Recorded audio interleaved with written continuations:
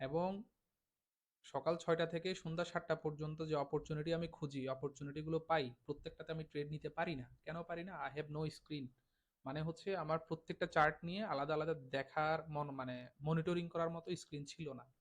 এখন আমার কাছে 4টা স্ক্রিন আছে, এর মধ্যে আমি 3টাকে কাজে লাগাইতে পারি বা 2টাকে কাজে লাগাইতে পারি। কারণ একটার মধ্যে ট্রেডিং করতে হয় আর 2টার মধ্যে চার্ট দেখা যায়, আর এটার মধ্যে আমি বাকি কাজগুলো করি।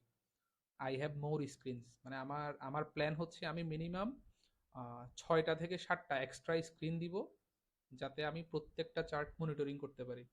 যখনই এই সুযোগটা হবে তখনই ইনশাল্লাহ I will do my best, মানে আমি খুব ভালো করতে পারবো আমি মনে করি আর কি।